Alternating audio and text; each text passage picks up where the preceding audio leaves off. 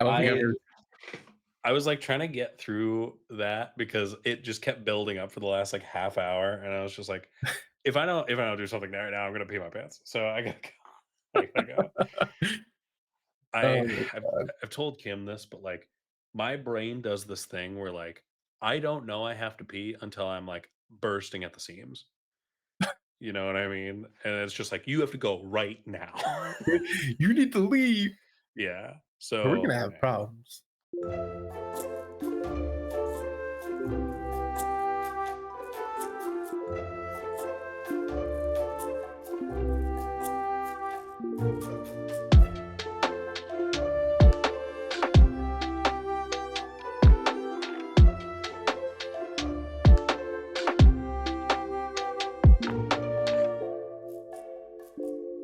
ladies and gentlemen, ladies and thems, welcome back to another episode of Double Kick Bonus Level. My name is Patrick Sawyer. With me today is one of my two co-hosts. We got Zachary Shotz up in the house, baby. Here, how we doing, That's folks? that's right. He's a busy little bee right now, and he is not joining us for this episode. Um, Shots, I don't know about you. I think Terry, like we're all busy, right? Oh yeah, Terry's maybe the busiest person the I know. busiest. And it's just like he's constantly doing things and like very cool, very creative things. Yeah, But like, so outside of his full time job, outside of like spending time with his fiance, Terry does this podcast. He has obviously a double kick, and he's the editor and producer of those podcasts. He also works on his music. He does his bookbinding stuff. He does events for those bookbinding things. And now he's working with like a local theater group to yeah, put the on like fringe. a play. And it's just like, where does my man find the time? Not to mention, Uh, he's like doing like a youth program with one of the universities, like a yeah, that's right. success group. University of Success. Yeah, Uh, yeah. I It's was crazy. talking to him the other night. I was like, Terry, you're gonna crash so hard. You You are gonna know, burn yourself out, my man. I think he is very skilled at like prioritizing things and like, you know, he can compartmentalize really well and make sure that like, okay, this day I'm focusing on this project, other projects take a back burner. Yeah, I mean, you know, if what's it the works, yeah, yeah, if yeah. it works, Jack it of all works. trades, baby. Jack of all trades. He sure is. He's a skilled man. I don't want to glaze him too hard, but That's right. I gotta keep that ego down. right, right, right. For our Shots. listeners, he should be back soon. He said his schedule is gonna lessen after this week. Yeah, yeah. But this is the beauty of having three of us now is that, before if Terry wasn't available, I probably wouldn't do this podcast by myself. I Out of don't I luck. don't I don't have the video recording knowledge. That's all them. I bring the entertainment. I bring the games. I bring the You are topics. the foundation, the host. You got I'm the the host, timestamps, baby. you got the Like, games, that's what I'm saying. That's what you I'm got the saying. That's what talking I'm saying. skills. Structured. Right. You're a structured man. I'm the structure guy. So, speaking of how busy we are, Shots, what have you been up to? What's been keeping you busy lately? Nothing that I want to be doing. Nothing that I want. I hear It's you. just been, you know, not as crazy as Terry, but it's just a lot of life. Sure. You know, Sure. work's been stressful. Trying to keep everything straight because we're at that time of the year where it's just one thing after another. Yeah. You Yeah. know, trying to get things planned for Halloween still. I do not have that straight whatsoever. Very on brand for me. You know, Christmas coming, trying to figure out things for Thanksgiving, Right. trying to figure out so at work, um, ever since last year, they've been implementing these things called chef spotlights. Okay. So basically, it's like you as a chef come up with your own recipe, something that speaks to you, whether it be like something you grew up doing or Oh, something you just think of that really shows off your skill and means something to you. Mhm. and I have one coming up, and I've been trying to my best to figure out like what is it that really speaks to me. Okay. I've had a few ideas floating around, but I just want it to be something meaningful, but also like that appeals to the masses. Sure. Because I have semi of a reputation here. I, Oh, I okay. I may or Okay. may not be one of the fan favorites there. Ooh. So I gotta pull out. I gotta pull up with all the stop. You know what I mean? Now, is this like, are you, is it specifically like, okay, you have to come up with like a dinner item? Can it be like a breakfast thing, like a dessert, or can it be anything? It could be anything. I mean, it is served during the lunch hours, Okay. so maybe not something too heavy. Sure. But Sure. yeah, I mean, the one guy he did like borderline a French toast type dish, so Okay. it Just like a could brunch. it could Yeah. be whatever. Mhm. Mhm. I was one idea I had floating around was my dad before he passed away. He used to be a connoisseur, world famous French onion soup. Ooh. Right, Ooh. right. And with like the fall and winter season coming up, that I mean, And like he went all out. He had like the bougie little, I don't know if you've ever seen them, but they're like basically soup bowls with like a little handle. They're ceramic.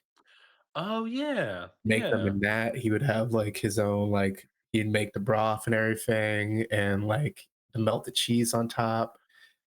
He Ugh. went ham. Unfortunately, he never passed to me the recipe, but I feel Sure. like I could almost come up with my own, kind of like in honor of him.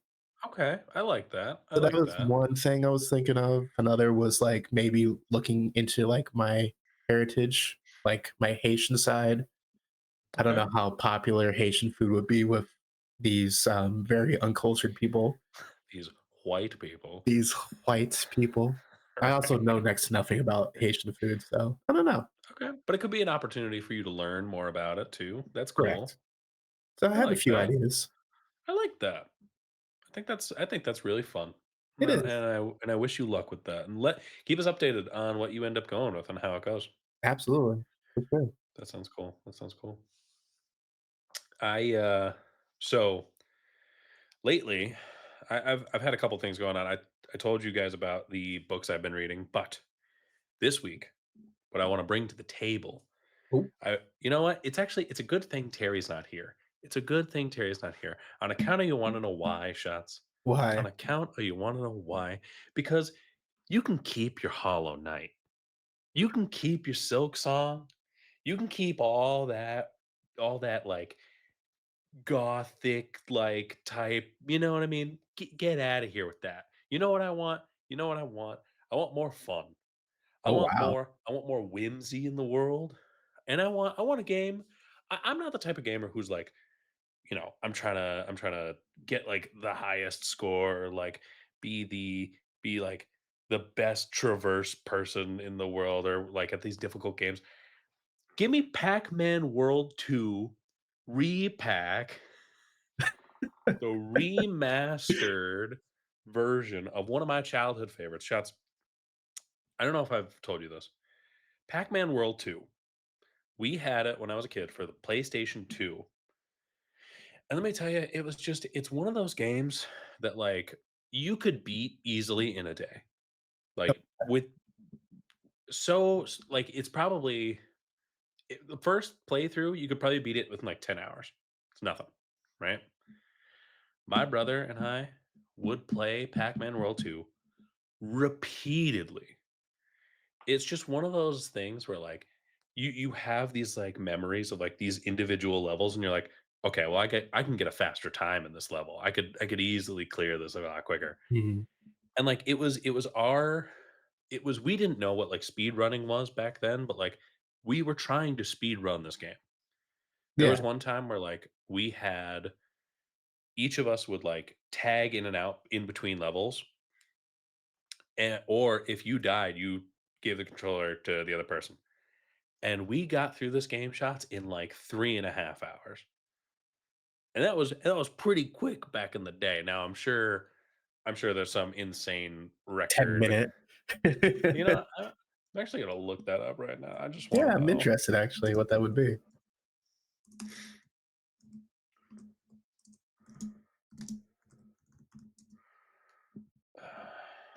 Okay. Okay, so I'm seeing one comes up 39 minutes 42 seconds. So like, but there's 100% speed run that I'm seeing, 2 hours and 51 minutes. So like, not bad, So not you're too literally shabby. 51 minutes, so you're literally 9 minutes off the record. I'm like 9 minutes off the record. You know what I mean? Like, it's not bad. Would that be something you'd be interested in doing, like trying to beat the record?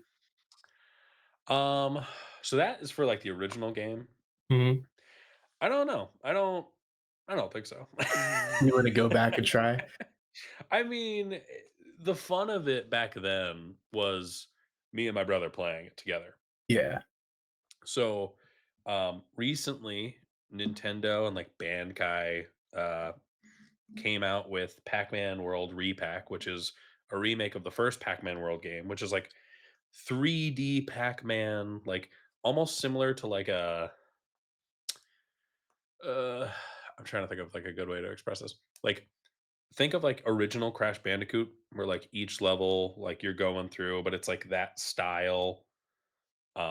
And there's you have to collect your well in this case collect your like different fruits and the different like little Pac-Man like uh pellets and stuff, Mhm. fighting ghosts and the like. Uh but they did that. I played that. That was a lot of fun. I had never played the original Pac-Man World when I was a kid, but then they announced Pac-Man World 2 repack, and I was like, Oh. "Oh, buddy, we're so back."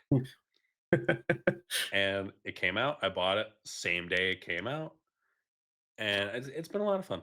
I'm not doing it all at once. I'm like there are 5 like bosses. So like there's like 5 different like areas to explore, and then you Mhm. get to like a boss. I've made it through the second boss so far. So, you know, almost halfway through the game that there's a lot of like quality of life improvements that they've made. So like in the original, there was like the map was similar to like how like a Crash Bandicoot would be, where like you'd have each individual like level and then like the boss, and Mhm. then it would like unlock a new part of the map that you would have to like traverse across until you get to the next boss. Here, it's like a linear thing. You get to the boss, and then it brings you back to like the main, like where Pac-Man is from, Pac Village. You know Pack. what I mean? Pac Village with Miss Pac-Man and the Ooh, whole gang. Pac-Man is it has a pack dog. babies?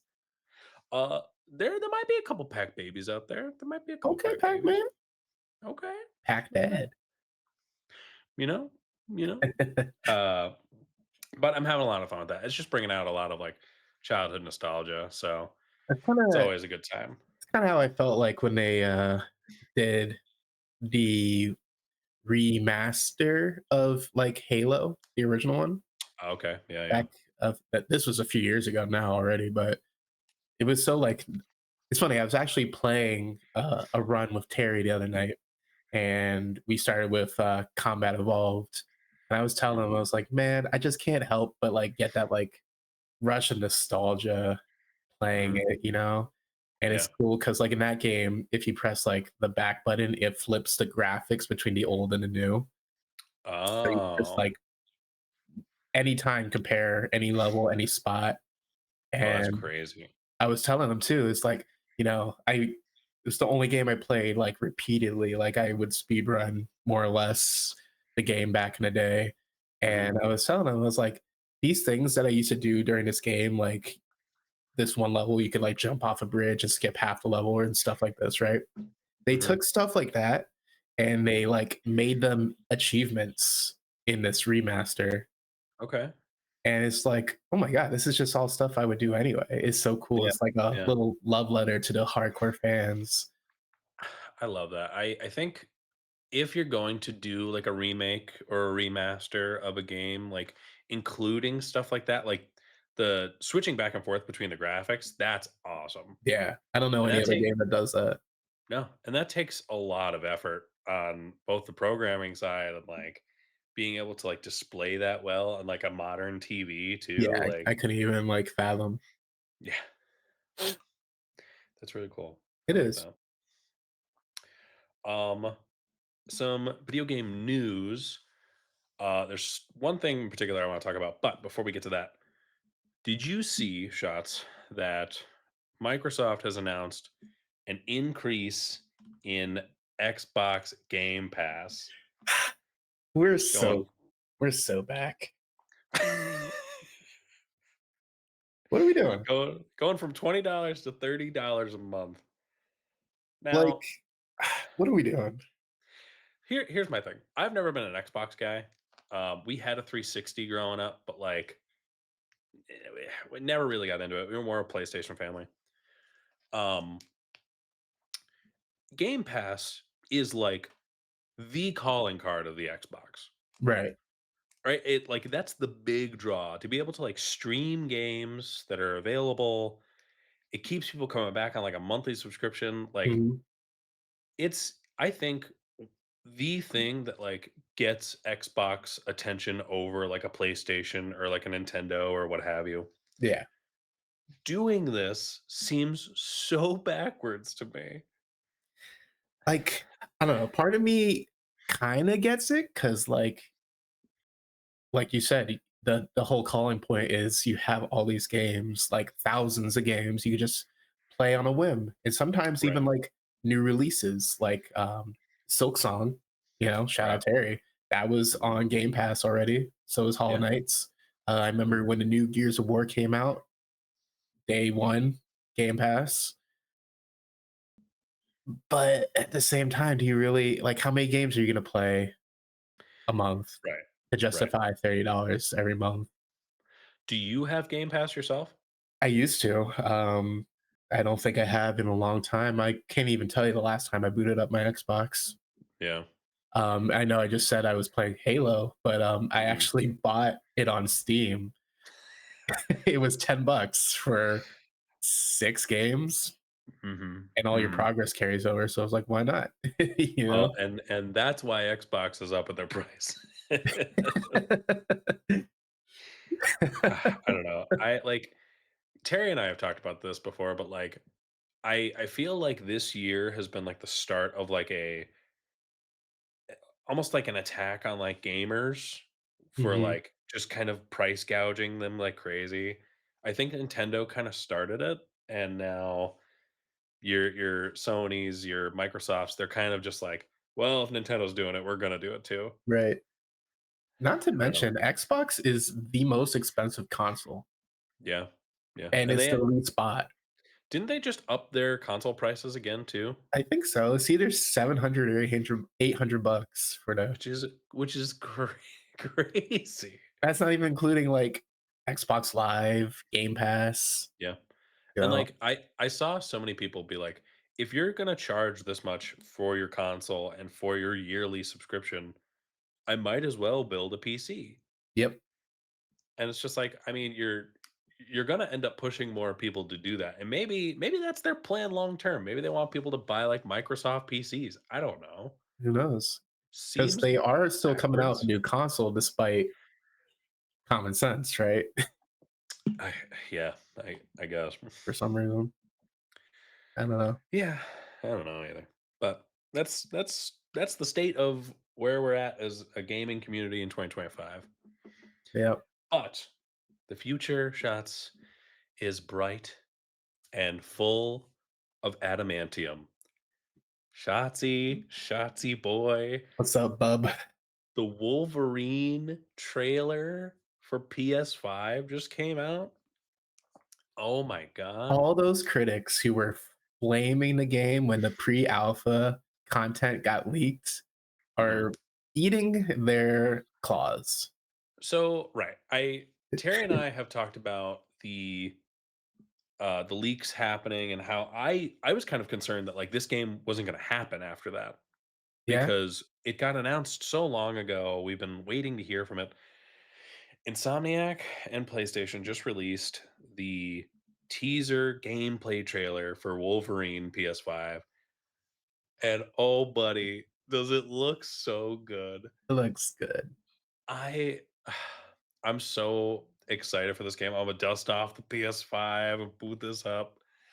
It just I'm already like the gameplay looks incredible, right? Mhm. It's very like it's very violent. It's very like gory and but like that's Wolverine. Nobody is streaming this game and making money. They're gonna Oh, get no, demonetized immediately. instantly. They're just doing it for the love of the game. Yeah.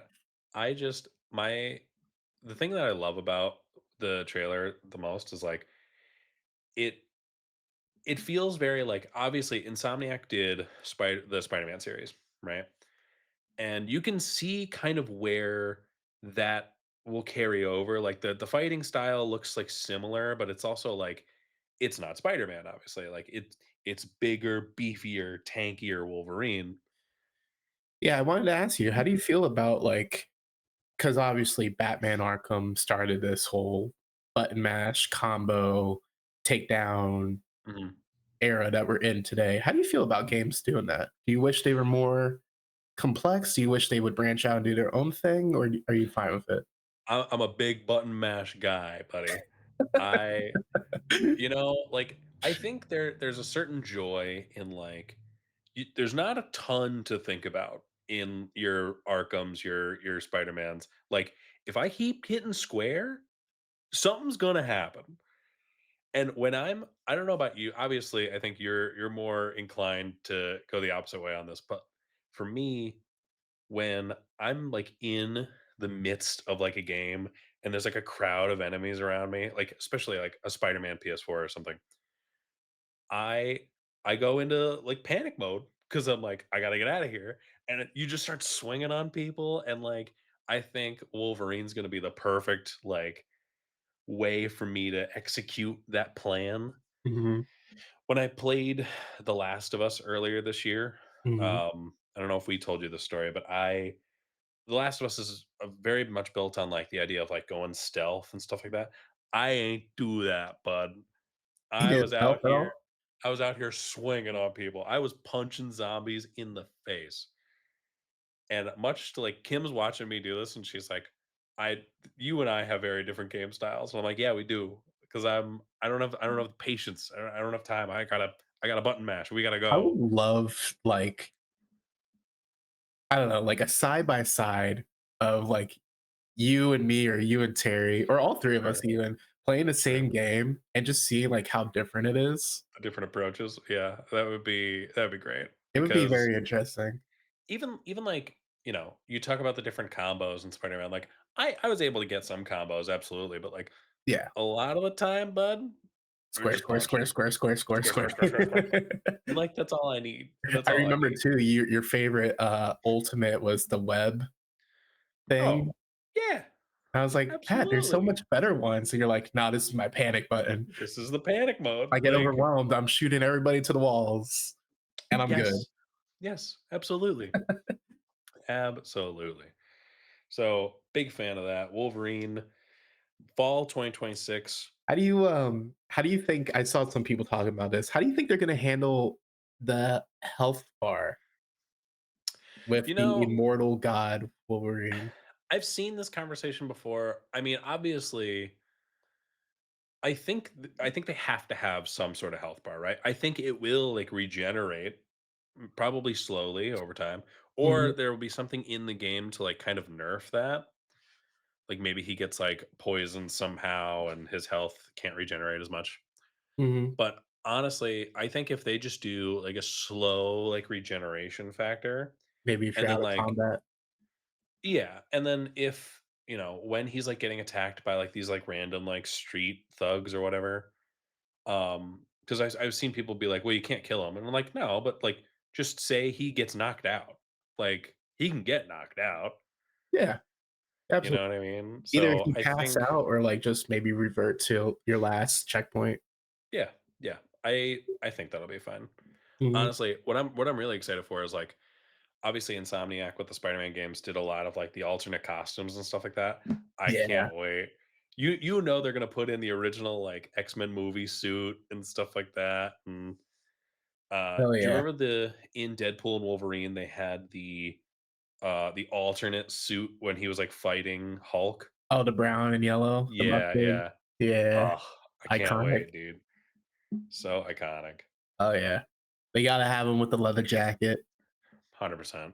I want to 100%. see the black and gray one that he wears Yeah. in the I comics. wanna I wanna see his stupid looking hair from like early like cartoon runs and like the All of them, first yeah. X-Men movie. Yeah. Yep, yep, yep. It'll be good. The It'll be so potential good. is makes me curious. You think we're gonna get like Insomniac verse? So I was thinking about this. I want Insomniac to do everything now. Like they can do no wrong in my mind. Give them give them an entire like X-Men game Hmm. and like have different levels be playing as different X-Men. Can you imagine playing as like Nightcrawler? Oh, buddy boy. I want that in my veins. I want it in my It'd veins. be so interesting to see like a Cyclops gameplay, like him just throwing hands and just like laser beaming you from across the room. Yeah, absolutely. I don't know. It's so good. There have been other good Marvel games, besides Avengers. That For one was sure. um people sleep on Guardians of the Galaxy. Guardians is good. Kim played that one. That looked like a very fun time. It was very like small scale, but like it was good. Yeah. And I've heard Midnight Suns is really good. I've not Yeah, played it, but I've right. heard it's good. Mhm. But yeah, I wouldn't be mad if I of course there's gonna be people who are like, God, can't someone else make a Marvel game? But like they haven't done bad yet. I know. Is there one particular Marvel character that has not gotten like a solo game yet that you would want them to make? I mean, Hulk and Iron Man have had games. I would love to see like a modern one. Yeah, Somebody that hasn't had one, I don't know. Maybe bro. like maybe like a Daredevil or a Moon Knight game. Ooh. Yeah, yeah, like a lower level. Like, yeah, I okay. feel like it'd be similar to Spider-Man, but it's not Spider-Man, so Yeah, I don't yeah. know. I mean, I would love to play a Daredevil game. That'd be great. Right. My immediate thoughts are like Black Panther, Storm, I mean, like we are getting that Captain America 1970 or whatever game with both of them. oh yeah. That just got a new Oh, trailer too. I forgot about that. Yeah, The Rise of Hydra, I think. Yeah. Okay. I mean, both of them, they're like duo antagonists in it. Yeah. Okay. Okay. We'll So see. that that might satiate you a little bit. It looks gorgeous. I don't know if you Okay. remember it, but the I don't. Oh. graphics, it Okay. looks I'll pretty have hot. to I'll have to look that up. I'll have to look that up.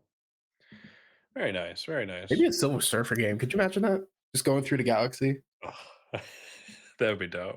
That would this be dope. overpowered Silver Surfer, Galactus for some reason. Mhm. Yeah, it'd be sweet. I don't know about you, Shots. I don't have any other news or anything. So if you're good, we'll go to our first little break here, and then we'll come back and play some games, and then we'll talk about some Uncharted 2022. Uncharted. Yes. Let's get it. Ladies and gentlemen, theys and thems, welcome back. We're gonna play some games here, Shots, in honor of the Wolverine trailer and the new game coming out next year. I thought our first game should be you have $15 to create your X-Men team. Ooh, okay. All right, all right. So I'm going to give you categories, and then I'm going to give you the price per category. Okay. You have $15 to spend. You could spend multiples in the same category, but then you end up with no money later on or whatever. So totally up to you. Are you ready, sir? Let's hear it. All right. To start, you have your leader. This is the person you want in charge of the X-Men. Okay. For $5, you have Cyclops. For $4, you have Storm. For $3, you have Cable. For Hmm. $2, you have Black Bolt. For $1, you have Deadpool. Now, what are your thoughts? What are your thoughts? My thoughts are, can I know the other category? Nope. Nope. Oh, Um, mm, I mean, it's Cyclops, right? I mean, come on. He is the definitive leader to X-Men. He's the smartest. He's, yeah, yeah, you know, he's got the power. for sure, Deadpool for would sure. be phenomenal if he was reliable, Well, this is why I put him in the leader category because for a dollar, he'd be a terrible leader of the X Men.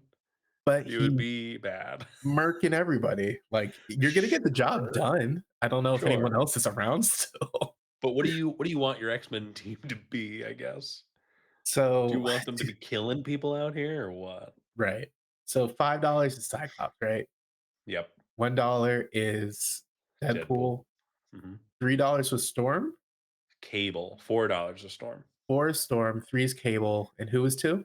Was there a Black 2? Bolt. Black Bolt. Black Bolt's cool, but like he ain't barking out orders, right? He's not parking out orders. No. Because like I mean, he is a leader of the Inhumans. Yeah. Yeah. So he wouldn't be a terrible leader, I don't think. I don't know too much Sure. about them. Right. Um, it's just the fact that he can't communicate. You Cable, know. I don't know. Cable is kind of like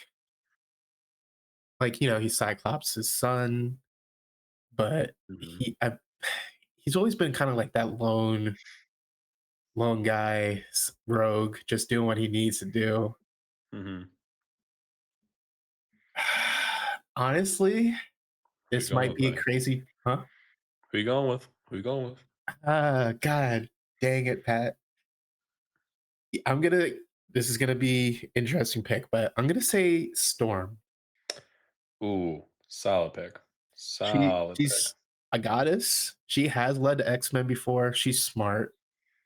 100%. 100%. I I have full trust in her capabilities, and I'll save the dollar. Absolutely. I'll save the dollar. Absolutely. Save the dollar. You're gonna need it. The next category up is your tank. So for $5, you get Wolverine. $4, you get X-23. $3, you get Beast. $2, you get Colossus.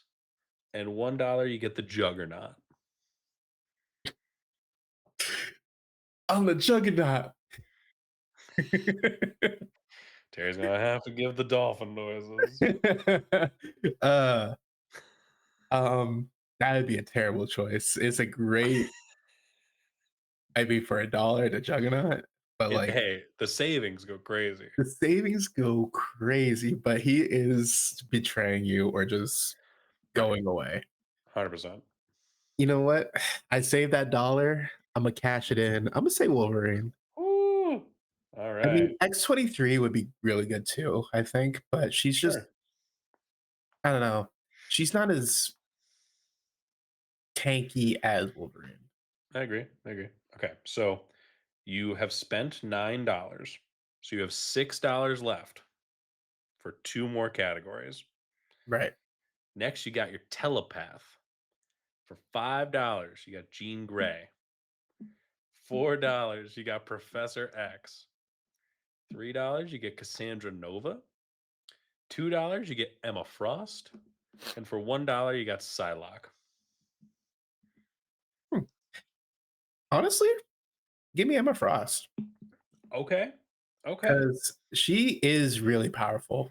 I don't Yeah. know. I don't know if she's in a mega level, but she is very strong. And plus her Sure. diamond form, Immaculate. and She's she kind of a bad. tank. And she bad. Who said that? What? Who said that? Who said All right, that? so now you have $4 to spend. Okay. So for your last category, it's the heart of the team. Who's gonna bring the people together? You know. Hmm. So I'm gonna tell you, for $5, you cannot buy this person. Right. Nightcrawler, lost down on your boy. I mean, all right. Wow. Okay. Okay. $4, you get Iceman. $3, you get Gambit. $2, you get Rogue, and $1, you get Jubilee. I mean, $2 was Rogue, right? Yep. I'm gonna tell you my thoughts. So Mhm. Mhm. Mhm. Rogue overpowered, right? She Sure. copying anybody. Mhm. And Are we going off of the fact that she has like perma Captain Marvel powers, Rogue, like No, she no, flies and all that? no. No, she just. I mean, that's kind of who she is. She just kind of is Is that. it? I mean, Iceman is an Omega level mutant, Iceman's Omega, and you have $4. and I do have $4, and he's funny. He's funny. You like I like Iceman, I you like know? Iceman. I'm gonna go Iceman. All right. Might as well empty the bank. Might as well. Might as Might well. as well. Now you could have gone back and gotten 2, but What do you mean? like you could have gotten Rogue and Jubilee. Oh, I see. Yeah. But, that's okay. That's okay. Yeah, I think all right. Yeah. All right. So your team ends up Storm is your leader, Wolverine is your tank, Emma Frost is your telepath, and Iceman is the heart and soul of the squad. That's pretty good. That's pretty good if you ask me. I I like think it a so. lot. It's a nice little like 4-man, Yeah, little sleeper squad. for sure. For sure. Very nice. All right. Shots for our next game. Terry and I have come up with this game. You've heard of like Kiss, Mary, Kill, you Hmm. know? This is purely based on video games. You got sequel, remake, or destroy.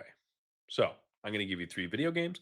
You have to decide if you want a sequel to this franchise game, if you want a remake of any game in the franchise or whatever you want, or destroy means this franchise never existed at all. Oh, the whole franchise, not The just a whole game. franchise. Well, if you decide to do a franchise, but it could just Right. be a game, up to you. So, Okay. shots today, your options are Final Fantasy, Halo, and Uncharted.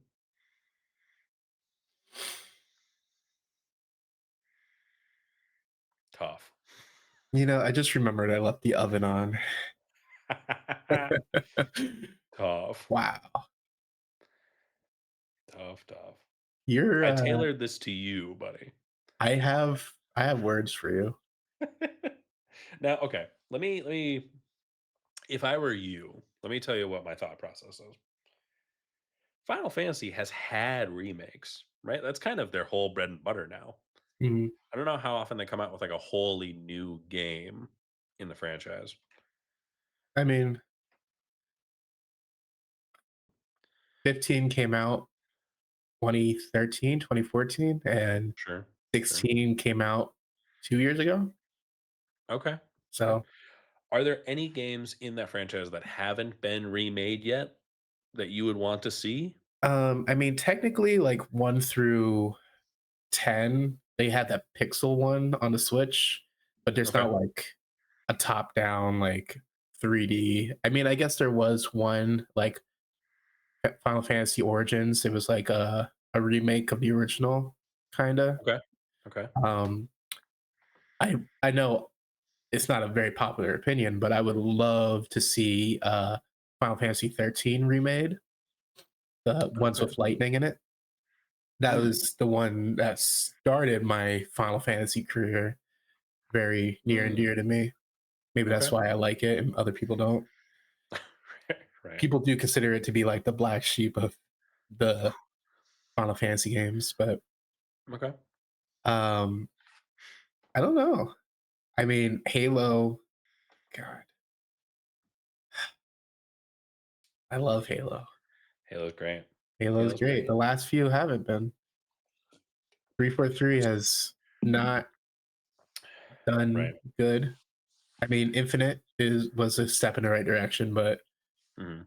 whatever the next game is, So I guess here's your question. Would you rather build off of the success of Infinite? Or are you like, let's pull the ejection button, let's remake one of the old classics and get back to a point where, Halo can really thrive again? right?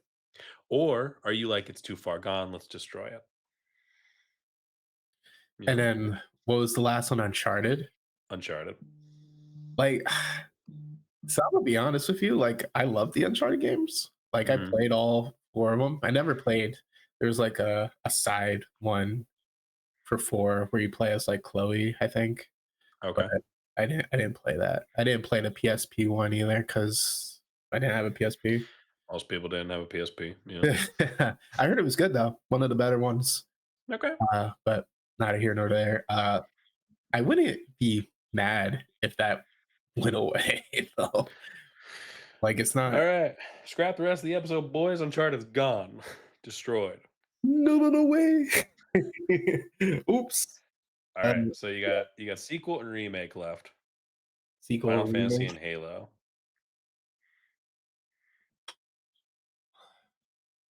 Honestly, I think I would like to see a sequel to Infinite, see where that story goes. Okay. And like I said before, I would really like to see like 13 remade. So I think that's my All right. choice. All right. All right. So Final Fantasy get a remake of Final Fantasy 13, sequel to Halo Infinite, and Uncharted. Bye bye. Bye bye. All right. I like it. I like it. All right. Now, Patrick, I have some games for you too. Okay. Um, they're not very catered to you, honestly. Sure. They were just games that sparked hatred, love, and disappointment in my heart. Okay. Okay. Uh, so I have for you a classic, two classics, and then one that's dog water. I'll let you figure out what that is. Okay. So I have Advent Rising for the original Xbox. Okay. Um, this is a game about space and like a colony, and this guy gets basically powers, like becomes a god. And it was Sure. such a fun, like just run around the map, killing aliens and using powers, unlocking skill trees. It was so fun when I was like 5. And it was supposed Okay. to have like 3 more games in the series, and it got scrapped for some reason. Tough. Very tough. Sad. Another one is Assassin's Creed 3 Liberation. Ooh, okay. Is Um, this the one with Connor as the is protagonist? no, that's Assassin's Creed 3. Liberations is the one with the girl. Oh, It okay. was the Okay. PS Vita game that became a console game Okay. later. And the last one is Star Wars Knights of the Old Republic. Okay. I mean, this is so easy for me, Shots. I'm gonna tell you right now. We're destroying the first one you said because I've never heard of it in my life. Yeah, I kind of figured. What was the name of that one? Advent Rising. Advent Rising. Nice knowing you. Never heard of you. You make no impact on my life being gone. Shots is heartbroken as I say this. He probably would have gone remake there. Who knows? I would have Bye said bye. sequel. Okay. Okay. Bye bye. Goodbye. Goodbye. Let me see. I mean, really, what this comes down to is: do I want a remaster or a remake of Knights of the Old Republic, or do I want a sequel? I guess that's the question. Right. Well, Now, in an ideal world for me, I think if Knights of the Old Republic went to the people who make Jedi like Survivor, then I mean we're cooking. You know what I mean? well, So Patrick, before you continue, I have a question for you. okay. If you replace Advent Rising with Crash Bandicoot, Okay, now we're switching the game mid conversation yeah, here. I'm just Now we're I'm just cheating. curious. I'm a little cheesy doodle. Oh boy. Okay. Well then, I mean, shots. I gotta tell you, goodbye Assassin's Creed in that case, because I I love the idea of Assassin's Creed. I never really played them, Okay. so I know stuff about them. Like I know Ezio and Connor and like all that. When Terry and I watched the Assassin's Creed movie earlier this year, dog water, by the way. Um, but Yeah, I it's pretty think bad. like of those three franchises, then that would be the one I'd be least connected to. So I'll get rid of that. I recently they already remade Crash Bandicoot, and then they came out with the sequel. So let's get another sequel going on Crash Bandicoot. Let's get Crash 5 going.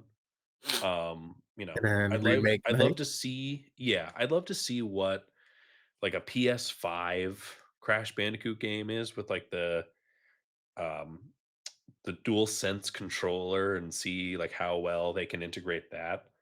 That'd be really cool. And then yeah, give me 60 frames per second Knights of the Old Republic. Give me Darth Raven and all that. Give me all that. So I kind of knew you were going to go that direction. So my question for you, Pat, is how heartbroken were you when they permanently uh, put to rest the remake that was supposed to happen? Shots. One of the cruelties of this world, one of His the knowledge. true cruelties of this world is the ability to read. And when I read that, when I heard that news, I it's was just heartbroken. it's it's one of the worst developments in Star Wars games since like the new Battlefront games. It shattered me because Those are booty, by the way. Absolute booty, the absolute second one was cheeks. better. Sure, I don't care. Give me actually, I would love remakes of the old Battlefront games because those are awesome. But yeah, Knights of the Old Republic, I mean, I just think just a great game. I am in the same boat as you. I grew up playing Knights of the Old Republic. Yeah. It was one of my first introductions to Star Wars, honestly. Really? Yeah, I think I want to say my dad like sat me down and had me watch the movies first, but then I played Okay. that. Sure. Beautiful. It was so much lore. So the world was massive. Getting to choose your destiny, build your lightsaber. You didn't even have to be a Jedi in the game. It was Mhm. crazy. Oh, yeah. Um, I think it's also one of the reasons why I got so into Mass Effect because it's very similar. Yeah, yeah. Like the good or bad, choosing your dialogue, all that. Mhm. Um, great game. And Yeah. when they announced a remake and had that trailer, Patrick, oh my god, I was on cloud nine. I was floating. I was floating. I like levitated out of my chair. Yeah. And then 2, 3 years later, they put it on hiatus indefinitely Yeah. for Yeah. whatever reason. I don't know why. There there will never be like, do you know that meme of Tobey Maguire that you see circulating on the internet every now and again when like you catch up to like the supposed like release date for a project that's either like gotten pushed back or canceled or whatever. And it's from, I don't know what movie it's from, but he's like, that was supposed to be today. That was supposed to be today. Yeah. I always think about that when these things come up because I'm just like, we were supposed to have this already. Yeah, And right. they took it away from us, and they're so cruel. The only other thing I could think of that hurt as much as this is Mm. Anthem. What's that? Anthem. Oh, Patrick. Anthem Oh, was it was supposed to be the you're familiar with Destiny, right? yeah. It was supposed to be the Destiny killer. So it was this Oh, massive open world MMO RPG esque mech flying shooter looter game. So you literally had a not even a mech, it's like an exosuit a suit. You would get in and like you'd have like your tank one, your healer one, your like ninja one, your mat mage one, and you could fly around like Iron Man style around the okay. map. You could shoot anything, like there's animals, there's your enemies, you could upgrade and all this. And it was so hyped up. And when it came out, it was a massive disappointment. It flopped. It was no content, all the stereotypical stuff you could think. The best part about the game was like the free flying. Obviously, that was immaculate. It looked Sure. visually amazing. The gunplay was pretty good. Um, and then, like, long story short, is the team had put out this roadmap and they basically said they were going to completely reinvent the game top down, kind of similar to what happened with 14, how it flopped. They nuked it Right. and then made it massive success. They were Okay. basically gonna do something like that. And then a year into the development, they said, "I don't think this is gonna work," and they scrapped it. Ugh. It Ugh. They literally were gonna fix everything people had problems about. They were gonna fix the skill trees, they were gonna fix the environmental, add new suits and all this. And everything that was wrong with it, they had promised to fix, and they said, "Screw it, we don't think this is gonna work." They didn't have faith in their team and the video game, That's so disappointing. That's and so disappointing. it's the only other thing I could think of that hurt as much or close to as this game being canceled. You hate to see it. You hate to see it. The worst Ugh. timeline. Truly, truly the worst timeline. Oh, well, speaking of timeline shots, we're going to take a quick break and then we're going to come back and we're going to talk about the origin in the timeline of one Nathan Drake. All right, shots, we're back. Let's start talking, let's start getting into some Uncharted territory.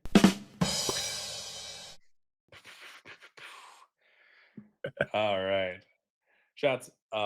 Before we talk about the movie Uncharted, I want to talk about your experience with the video game franchise. So you alluded to earlier that you've played most of the Uncharted games, maybe not all of like the little side stuff that they had, but tell me about like Nathan Drake as a character. Like, talk to me about what your expectations for this movie were before you saw it. Yeah, so I've played the mainline games. Like I said before, I believe there's a PSP, maybe Vita, I forget, game. And then there's like the DLC turn full game that's supposed to take place after four, I think. Didn't play Okay. those, but I played the main four with Nathan Drake as the protagonist. Um, I don't know. These games are fun. Hmm. The first game I want to say is a PS3 game. PS Yeah, I think it is. I looked it up. um it starts off, it's very Tomb Raidery, Hmm. before it kind of became like it had its own personality, but it was still like you could be like, oh, this is kind of like a Laura Croft or like a Metal Gear esque, Hmm. how you move around the maps and all that. You're climbing things, you're kind of shooting things. They're like bullet sponges. There's no realism yet to it. Hmm. Nathan Drake in this first game, Pat, is very he's charismatic, he's funny, he's carefree, he's the very comedic relief character, Okay. but also he has the skills to get away with it, Sure. you know? Like he's gonna make jokes about everything, but at the same time he's gonna like two tap you and you're out of the way. Or I was he's gonna say from my understanding, he's kind of a jerk too, right? Like, Yeah, he kind of gets over that through the games, but right, he's right. kind of rude, especially in the first game. He has Hmm. a love interest in the first game, that Chloe, that he ends up losing because of him being such a jerk. Okay. Um, but he's older in the games, as opposed to what we're going to talk about. He's like in his late 20s, 30s, maybe, I Sure. want to say. Hmm. He's a grown man. Yeah. He is a treasure hunter. He's looking for the next thrill, trying to make a name for himself almost. Yeah. And then, the Drake luck uh kicks in and things never go as planned. Right.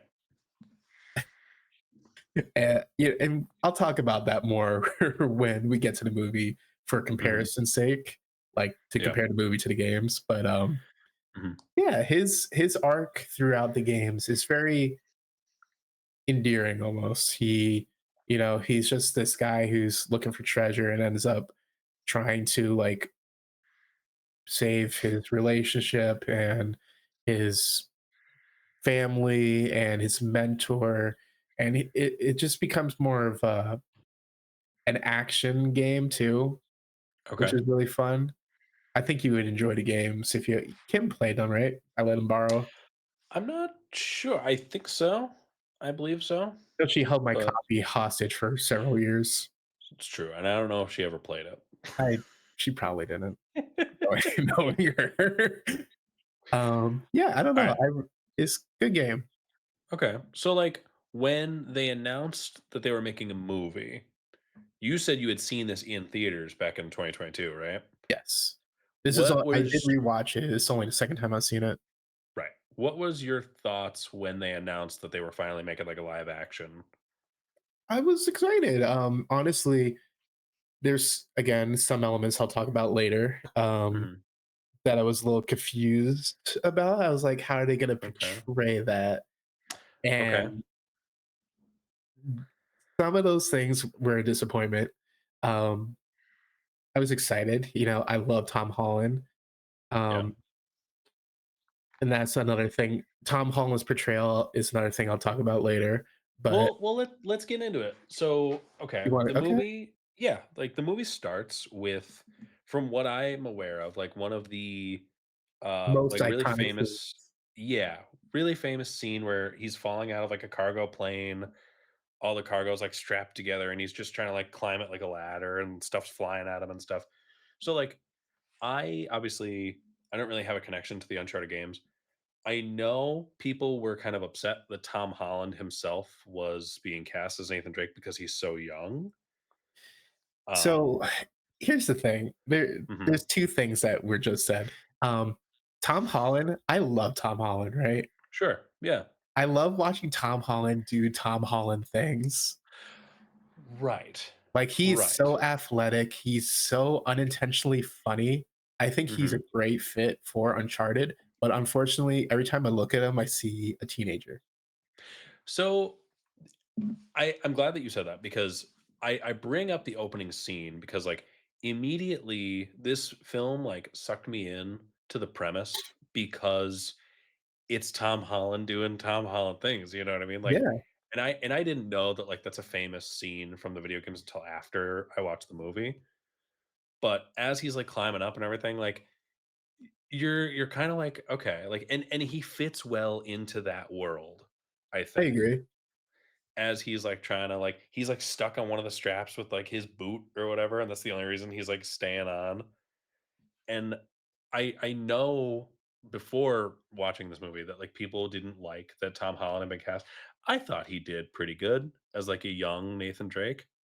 Now, obviously, it's not like the same thing, and I understand why people would be upset about that. But like, I don't know. I Well, bought it. I bought into it. yes, no, here's the thing, he did a great job, right? Unfortunately, this movie is supposed to be a portrayal of the first game, right? Right. In the first game, you do go looking for the gold, the ships, and all that. Nathan Hmm. Drake is not a kid in that game. He is a grown Right. man. Right. Um, and that iconic scene that we're talking about, Patrick, with Hmm. him falling out of the plane and jump back up just to get hit by the car afterwards, that doesn't even Yeah. happen in the first game. That happens in the second game. Okay. It has Okay. nothing to do with, they just took that from the second game and Sure. added it in there. Sure. I It's mean, cool. it is cool. It is cool. But if their plan were to ever like, you know, make movies of the other ones, you can't have that Mhm. now. Sure. I mean, At least not now, the same way. right. Here's what I'll say. And like obviously I didn't play the game, so I don't have this connection to it that you do. But like, is it world breaking that that has already happened in the context of like the first game, I guess? Yes, because a part of the reason that happens in the second game is because you're trying. It's been some years since I played the game, but Sure. basically you're trying to get something. The plane explodes, all the luggage falls out, and Yeah. it strands Nate in the middle of a desert. Okay. So now obviously that could happen still, but it's not going to be under the Sure. same circumstances. Yeah. It puts him in a spot that he needs to be and Hmm. ends up like setting up the not the climax, but like the upward rise to the plot point of that second game. Okay. And that really isn't there now. So it's interesting. Yeah. I mean, you know, personally, I don't know if I would like knock the movie for doing that necessarily, just because like, you know, when you're adapting this into a movie, you're kind of adapting the entire franchise and just like whatever story you want to tell as a movie. I do know that they are planning on making a sequel, and we'll talk more about that. But one of the things the director has come out and said, let me find it here. Um, they are talking about um, there is a car chase from a thief's end that he wants specifically to use as a set piece to replicate. So I don't know like the different games in this franchise, but I'm assuming that would I think also that's the be fourth out one. of order. Right. That's the fourth game. Right. So I'm I pretty mean, sure I know what they're talking about. okay. So like I don't know if they're necessarily, gonna be like, all right, this one comes from the first game. We can only use material from this first game. I think they're just kind of borrowing from the entire world as a whole. Well, for example, too, his brother Sam, like Yeah. you don't actually even see him until the fourth game. Oh, okay. Okay. So yeah, so we'll keep going into that. So after you see the scene where he's like trying to climb back into the plane and then the car hits him and everything, you jump back to when Nate and his brother Sam are kids. They get caught breaking into this art museum. Sam is teaching his brother about like Ferdinand Magellan, and Nate is actually kind of schooling Sam on like his history because Nate's kind of a history buff. And then they start talking about the one of the themes of the film, which is like things that are lost and things that are gone. Yeah, And because they're talking about Magellan's lost treasure, and he's like, "Well, I think Nate says at one point like, "Well, it's gone now." And he's like, "Well, no, it's lost, which means it can be found." it's a difference. But like they like lost their parents in some sort of accident or something like that, and they are gone. So he's Right. trying to like school him on the difference between that. They get caught doing this and they get returned to their orphanage where Sam decides he's going to run away, and he's not, because this is like his third strike. So he's like going to go to juvie. He's not doing that. So he jumps out the window. He gives Nate his necklace with the inscription on it in Latin that translates to greatness from small beginnings. Mhm. And it kind of teaches him that, like, you know, no matter like your situation, you can like kind of like rise above your station and like accomplish things. You just have to set your mind to it. And then he also gives him a lighter that's wrapped in this like paper, and written on it is this invisible ink. And so, they try and stay in touch, but then they kind of lose communication. You then cut to when the young actor, like, it transitions his face into Tom Holland again. And I will say, whoever was the like child actor, they did a good job. I could they did see a it. great casting job. Yeah. I could see it. Yeah, because when they do that transition, it took me a second to be like, "Oh, okay. Okay, Yeah, that's just young." Yeah, I liked it, I liked yeah, it. I agree. But then it cuts to Nathan Drake is now a bartender. He's working at this bar where he, like, kind of pickpockets these, like, targets that he makes. There's this girl at this bar. She's kind of this, like, rich, like, arrogant person. He's trying to give her these little, like, history quips or whatever, and she doesn't really care. She goes to light a cigarette. He pulls out his lighter that he got from his brother, and he then, as he's lighting her cigarette, he, like, swipes her bracelet, and Real smooth. then right, right. Very I like a lot of the, like, sleight of hand stuff that happens throughout, like, a lot of different movies, but I think this movie does pretty well in doing Mhm. that.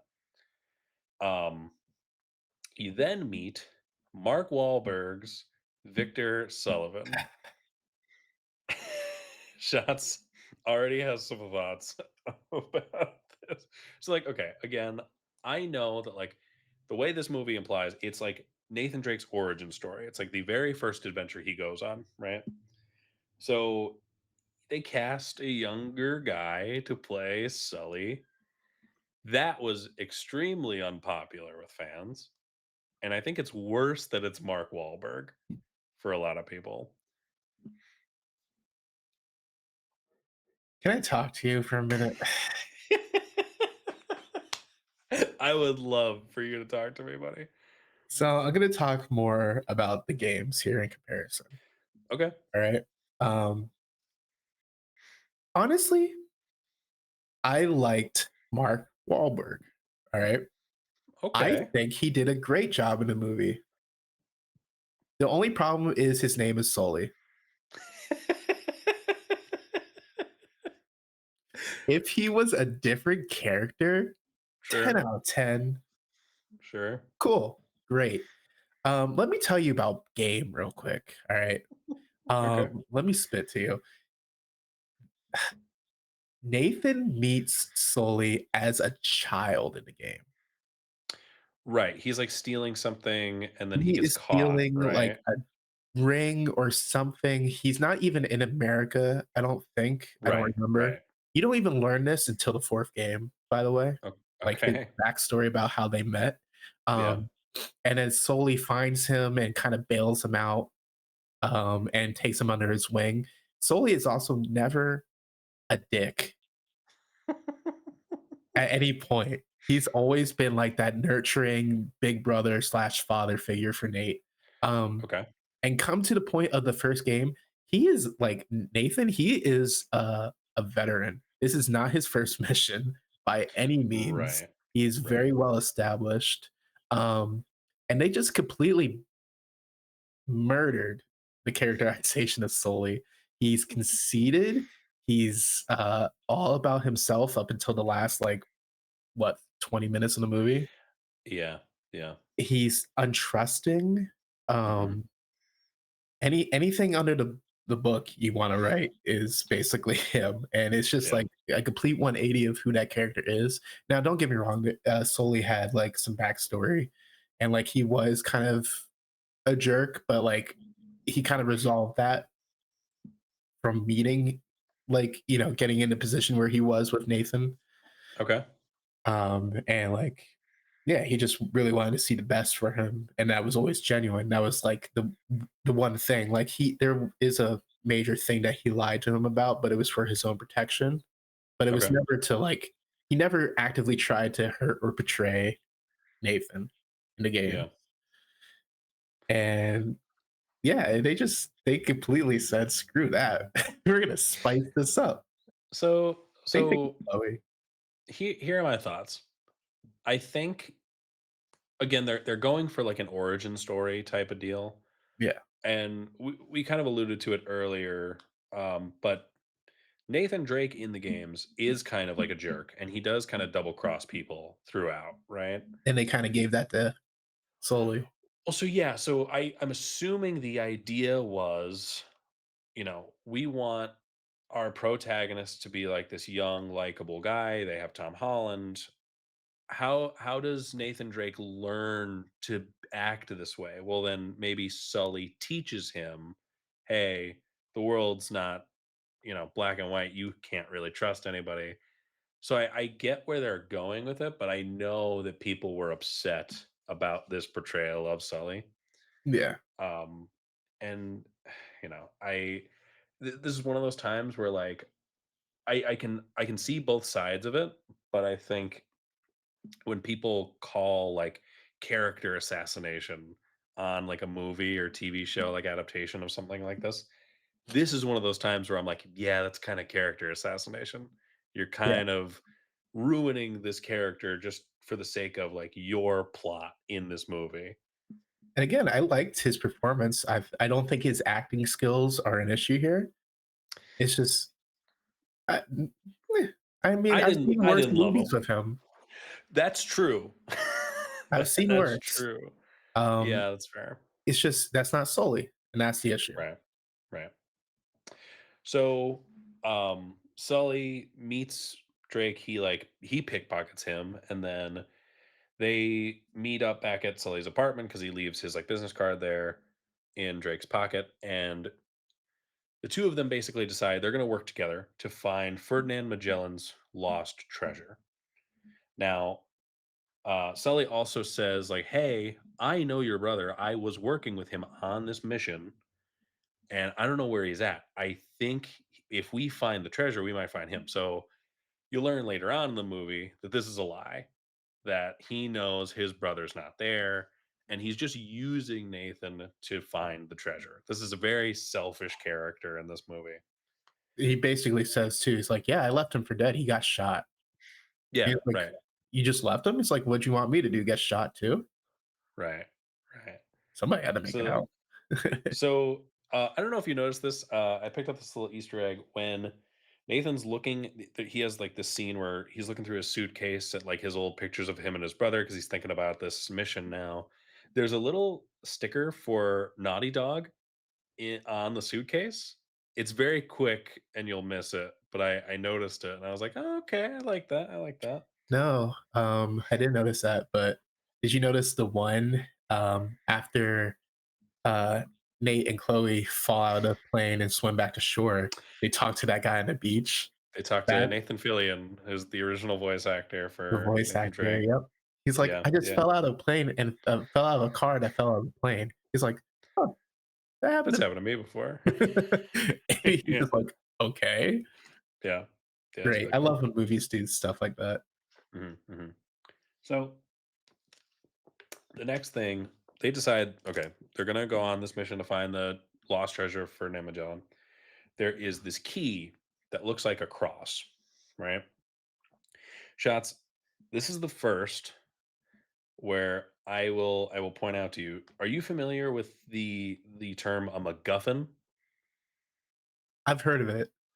So in fiction, a MacGuffin is an object, device, or event that is necessary to the plot and the motivation of the characters, but ultimately insignificant, unimportant, and irrelevant in and of itself. So Mhm. this cross, this key, is the first MacGuffin that shows up in this movie. It will not be the last. And I know this happens a lot with these type of movies, especially like your Indiana Joneses and things like that. Like they're normally MacGuffins that like get you to the next plot point. They're Mhm. also called plot coupons, which is essentially an object sought by a character in a story in order to achieve some objective, having little purpose beyond advancing the plot. So you're essentially exchanging a coupon for moving the story along. Right. So the cross, eventually both crosses and the keys are the first MacGuffin in the story. Now, again, I'm not knocking it too much because I know that's kind of a trope throughout these movies. This movie has a lot of MacGuffins. This movie has a lot of MacGuffins, and we'll talk about. But I just want to point that out to start us off. But so they have to steal this cross. It is at this big, like, fancy auction. Um, Antonio Banderas is in this movie. He's like the rich, like, billionaire who's like funding like the enemy opposition. Yeah. So he wants to buy the cross because he wants to find the gold of Ferdinand Magellan as well. Uh, Nathan Drake and Sully sneak into the exhibit. They find the cross and they're like, okay, we have a plan. We're gonna steal the cross, but Drake, you have to be the distraction. So he's going up and he finds these guards that are up there. He gets into like a scuffle with them. And then shots, one of the first like world breaking things happens where I'm like, okay, this would be a good thing in a video game, but in a movie, it's kind of like, oh, what are we doing? Nathan Drake jumps onto like the chandelier. And when I say chandelier, it's really just like a collection of like light bulbs, those like long, like Yeah. halogen light bulbs. Tubes. And he's just like swinging on it. And Well, the like I said, fun you're is kind of like, "What are we doing?" it's so funny too because he literally even says, and I think it's kind of an illusion of what you said. He looks at the two guards and they're like your stereotypical beefy guards. And he's like, Right. "You guys can't follow me out here, you fat," or whatever he says. Mhm, And mhm. I'm just like, yo.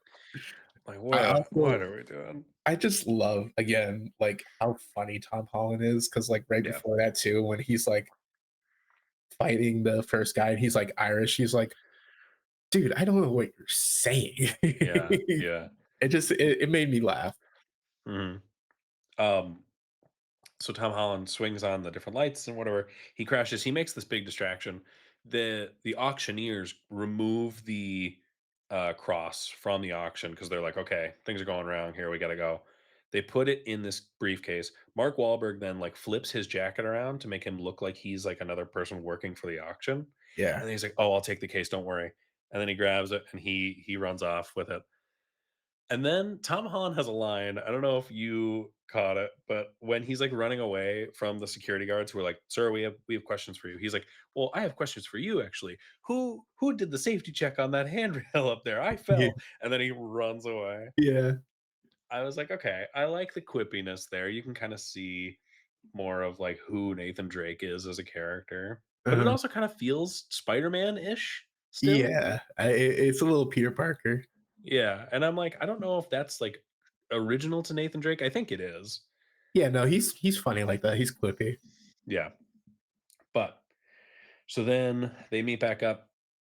This is again one of the moments where Nathan Drake's like, "Hey, you were just gonna leave me there," and Sully's like, "Yeah, duh. What did you want me to do? Like, you were gonna get caught. Like, I can't get caught. That ruins the whole thing." And then they fly to Barcelona, where they meet up with Chloe, who is a female explorer, and she has the other key. And what's important is they they're going through and they're using Nathan Drake's like knowledge of history and everything to kind of like, okay, where did Magellan's men hide these treasure like with these keys?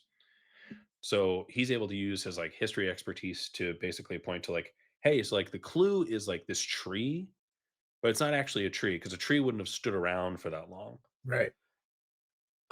They actually hid it in this like church. So they find this church with like the little tree symbol on it, and they're like, okay, we know this is the right place. They go to it's kind of like it's very similar in like a national treasure type of thing where like you need the key to turn the lock, and there are these like booby traps there, and then eventually Tom Holland like just knows the history of this and he goes, okay, well, like there are two keys. One goes to heaven, the other goes to hell. There's like these two staircases. Like, okay, we're gonna go down like to hell, and then you have to like go up to like the heaven side, and we have to trust each other, and that's the whole point of this like riddle or whatever. I love to like going back to when they first met. Um, I know you said earlier that you like the pickpocketing in this movie, but the one that just made no sense to me whatsoever is when Chloe takes the key out of his She bag. steals the key. Yeah, And yeah. but then immediately after that, again, just Tom Holland being Tom Holland, chasing her throughout Barcelona on the roof, parkouring and everything. Hmm. Oof, it's so good. And like Yeah. you can tell he's doing it himself because he's a acrobat, whatever. He does parkour and Hmm. all that. It's just so good. Yeah, there are a lot of good chase sequences in this movie that like I'm probably gonna skip past, but like yeah, the one in Barcelona specifically is like there's a lot of like jumping across rooftops. There's a lot of like jumping over fences and stuff like that, and It's so good. it's really cool. And it's a big part of the games too. So I'm glad that they kind of captured that. Yeah.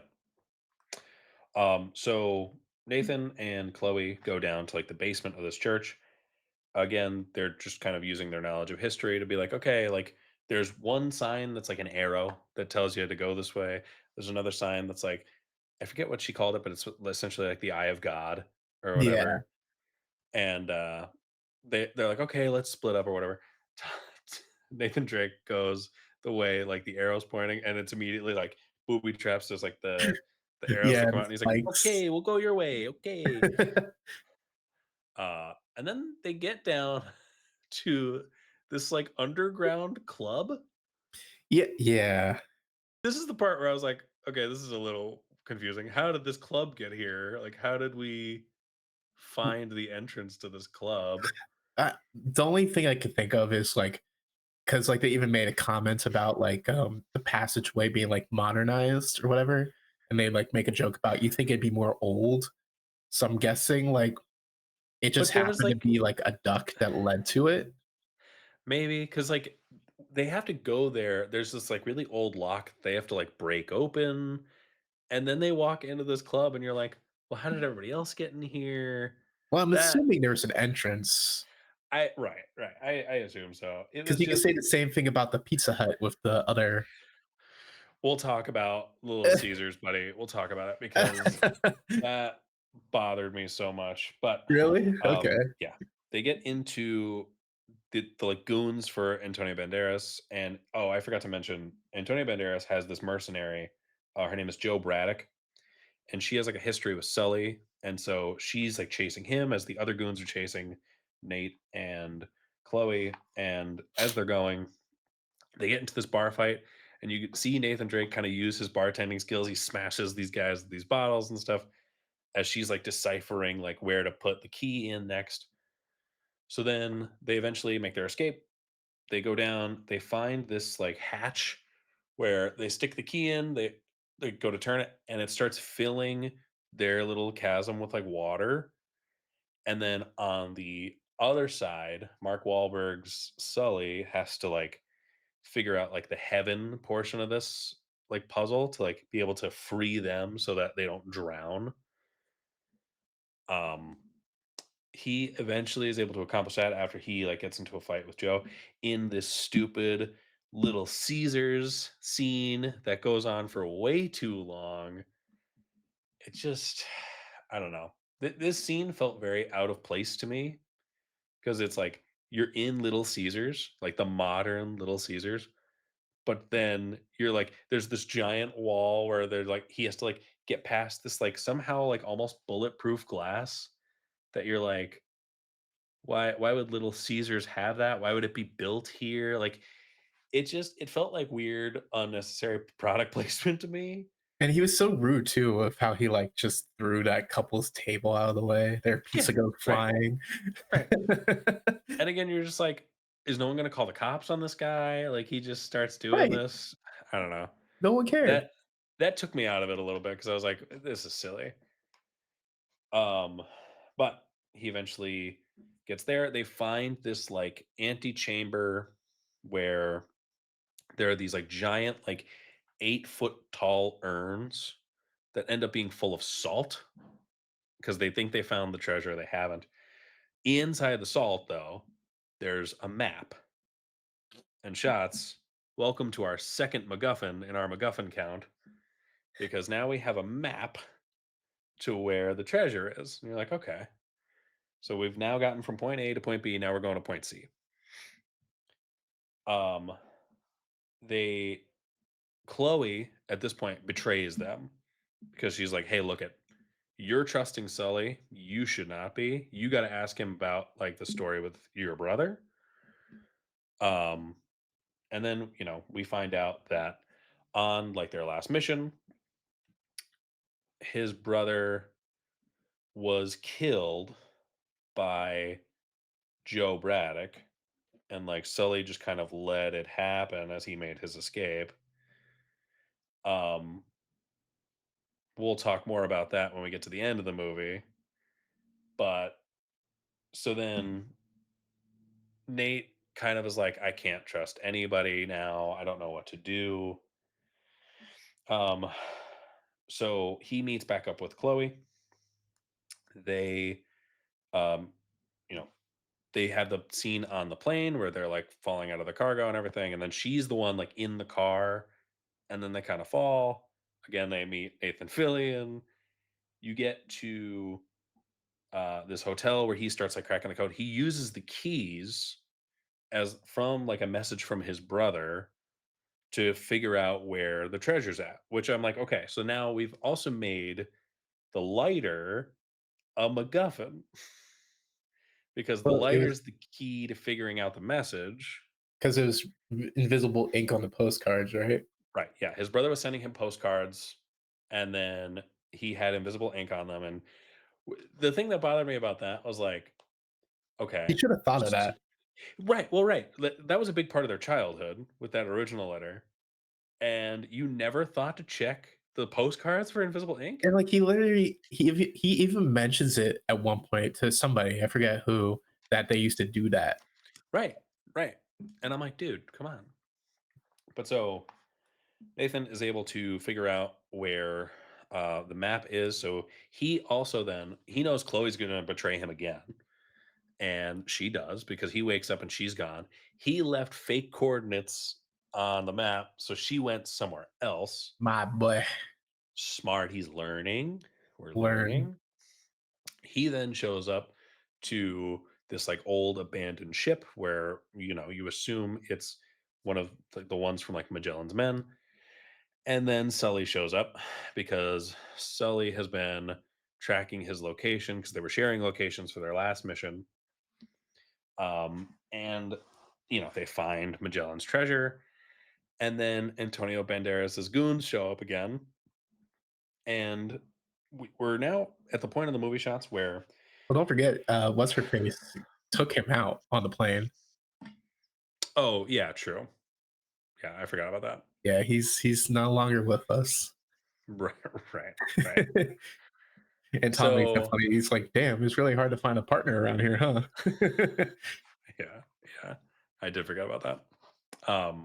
But so now Joe Braddock and the other like goons get these like helicopters to pick up these Which is giant pirate ships. crazy. The whole time I'm thinking, is like, is that even physically possible? Like, is No, it? it's not. There's no way they're strong enough No, to do it's that, not. right? Right. And again, this is another moment where I'm like, this would be a really cool thing to happen in a video game. When you're watching it happen in like live action, you're kind of like taken out of it almost because Because it's you're so absurd, it's so absurd. It's a cool piece. It like I've never seen that happen before. right? It's like that's fun. Like, And if this then was an Avengers movie, right, sure. right. And then you get the fights like on the pirate ship as they're being carried up by the helicopters and stuff. That's all fine and dandy. Yep.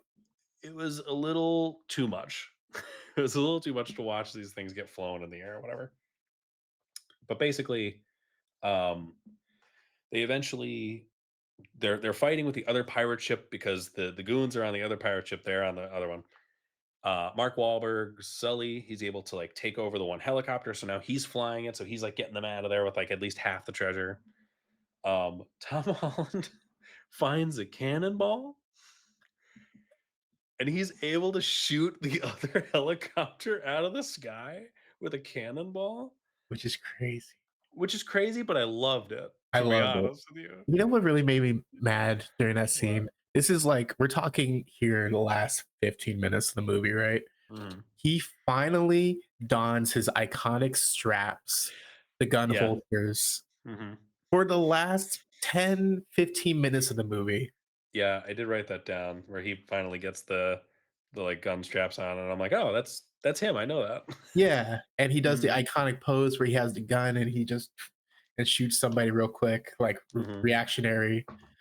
Yeah. You've also never seen him shoot a gun up to this point, so he No. just Right. He just immediately does is it. goaded. Mhm.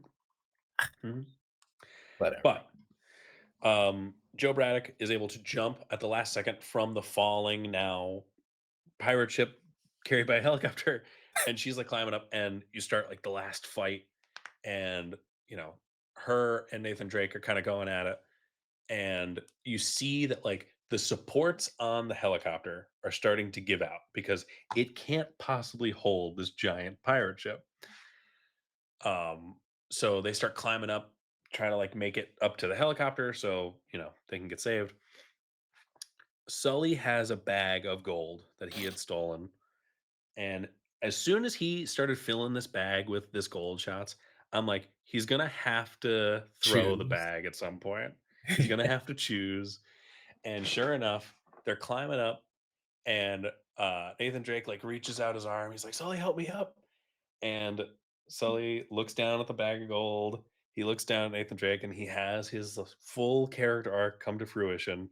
He throws the bag down at Joe Braddock. She falls into the ocean, grabs Nathan, pulls him into the helicopter as the pirate ship falls, and then crushes Joe Braddock in the ocean, which was It's crazy. crazy. She literally comes out of the water, just looks up, and it's like that the meme of William Dafoe just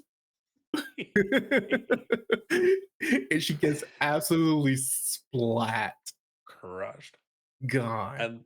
And then there's a little cute moment where Nathan and Sully are looking out from the helicopter and they see the pirate ship just sailing in the ocean. And Nathan looks at him and he's like, "You can't put a price on that." And Sully goes, "Yeah, you can. It's like 2 to 4 billion in there." Yeah. But then of course the boat sinks because it's a 400-year-old boat With holes with in it now. several holes in it now, and it just sinks to the bottom of the ocean. Nathan looks at Sully and he's like, "Well, we can get like a deep sea like diver as like the Rig. Philippines life or Coast Guard comes," and you're like, "Nope, that's part of the Philippine government now, so we got to go." And so you also see Chloe in like a little speedboat. She's like caught up to them and she's like, "Ooh, those guys." And it kind of felt very like He-Man esque. You know Yeah. what I mean? With like Skeletor be like, "Ah, I'll And get you." and Tom Holland's Nathan Drake is just like, "Yeah, I gave her the wrong coordinates." Right. Right. And he's like, "Yeah, I learned it from the best." Mhm. And then you also see Tom Holland or Nathan Drake pulls out these like little pieces of gold. He was like, "Oh, I was able to snag these before we got out." So they made out with some gold in the Yeah. end. And then you had that cute Um, moment too with the gum where yeah, yeah. Jolie kinda Thro- does to him. Throughout the whole movie, Nathan Drake's chewing on this like bubblicious gum, and Sully's just making him fun of him for it. And in a way, it's kind of like infantilizing Nathan Drake more, just because he's chewing gum. I don't know if that's a part of his character in the games. I I assume it don't is. think he chews gum in the game. I Okay, well thought it then was that's a just a really weird choice. it was just like I thought alluding to his brother in the beginning of the movie chewing gum, giving him his last piece, Yeah, and yeah, Nathan steals it. He's like, "That was my last piece," and then mhm, Sully does the same thing to Nathan at the end. yeah, and then he throws it out the helicopter window. Yeah. That was my last piece. Um, okay, so and that's the end of the movie, and then we get a post-credit scene where they're in some jail, and the camera like pans over to this one cell, and it's this guy. You don't see his face, but he's writing on a postcard, and he's talking, and he says, "Drake, Nathan, you can't trust anybody." Signed S. Yeah. So the implication being Sam's alive, In a jail baiting cell. for a sequel. Yeah. So that's where the movie ends. Um, I want to talk about some of the details of this movie really quick. I am going to take a quick break because I need to run to the bathroom, but we'll pause right here, shots. Okay. Ladies and gentlemen, we'll be right back. All right, shots. So we just talked about the movie. So now let's talk about the like kind of implications around the movie in general. So this movie comes out in 2022. They greenlit this movie like to be made back in 2008. Really? So yeah, so it took them 14 years to get this thing out from when they started production on it. Holy cow. So they wanted to create an adaptation of one of their most popular video game franchises, obviously. Um, this coming in the context of like your The Dark Knight and things like that. And again, executives from all these different movie studios trying to figure out what the next big franchise is going to be. Filming began in March 2020 and then had to be delayed because of the COVID-19 pandemic. Um, Also, Tom Holland got cast as Nathan Drake in March of 2017. Wow. So that's, I'm assuming, like right after his debut in Civil War, Yeah. I would imagine. Close. Right. This movie had a $120 million budget. It made $407.1 million worldwide, so it's a commercial success. It's also currently the seventh highest grossing video game film of all time.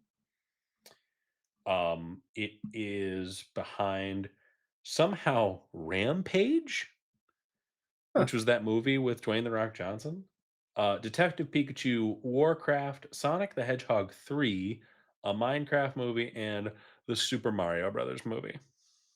I forgot that there was a Warcraft movie. I also forgot there was a Warcraft movie. Never seen it. We'll have to keep that in the back pocket for a future A rainy episode. day. Yeah. Yeah. Um, but yeah. So, you know, commercial success. A lot of people, like I said, didn't really a lot of fans didn't really enjoy this movie as much because again, they don't really like the casting of either of the two leads. I watched a lot of videos after watching the movie where people were kind of like just kind of complaining about the kind of blah plot.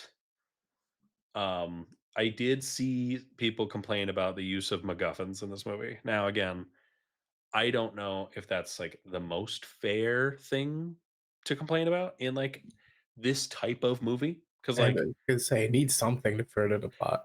right. And it's very like Indiana Jones esque. And, obviously the whole franchise is kind of like a modern Indiana Jones, but like all those movies had like plot device to get you to here, to get you to here. You know what I mean? And So that like, is like not so much in the later games, but the first game is very gimmicky like that. yeah. And like, So here's the thing.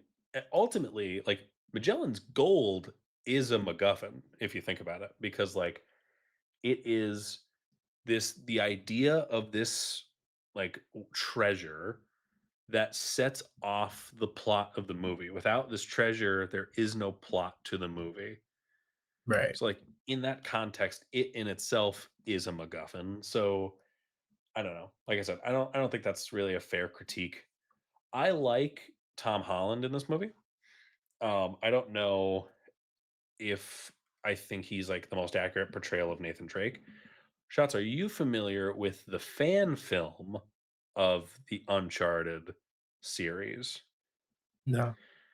In 2018, these like fans came out with this like 15-minute long little like short movie. It stars Nathan Fillion as Nathan Drake. I Oh watched it really? right after watching this movie. Um And like I can see why people would be upset. A lot of people wanted Nathan Fillion for this movie, and the studio was just like, he's too old. He's too old for what we're going for. Um, but like, I don't know. He's very witty and his humor is different from Tom Holland's and that like it's a lot more quick and it's a lot more sharp. And you can kind of see how people could be upset with that. They also have Sully, who he's so old, he's smoking a cigar and this thing. He has white hair and this like mustache. And that's how And he is in again, the game. right, and it feels like I don't know anything about the games. Watching the fan film felt very more like, oh, this is people who like know the source material and like love it and just want to kind of pay homage to that. Um, I think and the fact that they got Nathan Fillion for that is crazy, by the way. that is crazy. I think one of the things I said back when I first watched the movie is like, it was a good movie if it wasn't Uncharted. Yeah, yeah. And God, there are so many films that I've seen that I like in like bigger franchises that I agree with that sentiment. Um, One day we'll do a Star Wars episode, but like the Han Solo movie, I think is a good action adventure movie if it wasn't Han Solo. Is You're that the trying to think if you one remember that one. is that the one that like has Darth Maul in it randomly at the end? Yes. Yep. Okay, yeah, yeah, yeah, yeah. Hmm. Childish But Gambino. yeah, Yep. but like you know, Mark Wahlberg, not my favorite actor, but I think he does fine in the role he's in. To your point, I don't know if it really represents Sully as a character and kind of a weird choice to do that. Just off of what you said, it sounds like whoever played him in that fan film was a better representation That's what it seemed like. Yeah. just on looks Yeah. alone. Um, yeah. And then, like I said, they are talking about making a sequel. As of June 2024, the Sony Pictures Stephen Odell confirmed that the sequel is in development now. That was the last update on it though. So like that was over a year ago. We still haven't really heard anything. I do you want a sequel to this movie? I'd watch it. with the same cast and everything? I mean, yeah, I don't think they're gonna recast any of them. Well, would it be more ideal in your mind if they did recast it? If you're gonna recast, you might as well just start from scratch, and I don't think they're gonna want to do That's what I that. mean. Okay. I think it's fine. They have the potential to like make it more in line with how the games are. Yeah. I don't know. I I mean, honestly I think if they stuck to I mean, obviously you have to get the characters right. I think that's important. Um but like as silly as it was, I really liked the scenes where Tom Holland's jumping on like tube lights and they're being carried in the air on a ship by a helicopter. You know, if you're gonna go that route, you might as well go all in on it. mhm. And I think future sequels could certainly do that. I know that one executive talked about wanting to redo that one car chase scene. I'm assuming it's pretty iconic from the games if they're talking about making that a set piece. It's that and like the stuff that you said you did like. It is very on brand for stuff that happens in Uncharted. I will say Right. that. Right. And like I said, the opening scene with like the cargo ship, like I can see why people would love that because it looks awesome. You just have to kind of lean more into that. I like Nathan Drake as a character. You know, I think him being like a history buff and everything makes for obviously like a better if you're going to do tales of like lost treasure and things like that, I think you kind of need that. And like again, it feels very modern day Indiana Jones because Indiana Jones is the same style. Um yeah, shots. If you had to recommend this movie to somebody, would you recommend this movie or no? You have like 2 hours to burn, and you really don't want to do anything else. Yeah, if there's nothing else on your list to watch, and you're like, I just need something to have on. Sure. Okay. So you that's interesting. I liked this movie. I give it a solid 7 out of 10. I I think think it's fine. this is coming around to that same point you brought up. People who liked the games were harsher on it, Sure. so that might have a point. I I mean, do that's like fair. it. Mhm. Again, if you took the Uncharted title out of it, I would give this like a 7.5, an 8 maybe for a Okay. movie. But Okay. with the premise that it's supposed to be Uncharted, that drops it down to like a 5 or a 6 for me. So that's fair. That's fair. Because again, I'm not looking at it from that lens. So like, you know, this in terms of like video game adaptations, I think it does well in telling the story it does, but does it adapt the characters and the story of that video game well? Apparently not. Right. So probably got to knock it for that. Like if the idea is to tell the story of the games, it did a shitty job. Yeah. Yeah. If the idea is to tell a fun story in the Uncharted verse, Mhm. they did all right. Okay. But Okay. it's not the source material, I guess. That's fair. That's fair. I this is another one where and maybe it's just me. Um I think a lot of these like big budget action movies m- especially based on like video game source material, maybe they're better off being like a TV show. I could see them doing some stuff with this. Again, you're going a totally different direction with that, but Yeah. I don't know how I don't know. crazy it would be to have an actor like Tom Holland in a TV show. Oh, I mean, they would recast. Yeah. I mean, they would Yeah, recast for sure. definitely. But yeah, but that was Uncharted, ladies and gentlemen. Thank you for joining us today. Next time we're here, we'll be close to Halloween, so I think we're gonna have a little spooky celebration of Halloween for you to come up. So join us Spooky. for that.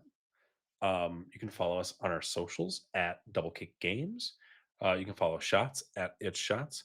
Follow Terry while we're mentioning it. Follow him at Silo Good, and then you can follow me at It's Pat Dad. Thank you for joining us today. I hope your MacGuffins lead you to where you want to go. I hope you find your treasures. That was cute. I like that. Thank you. I like you. Yeah, I like you. All right.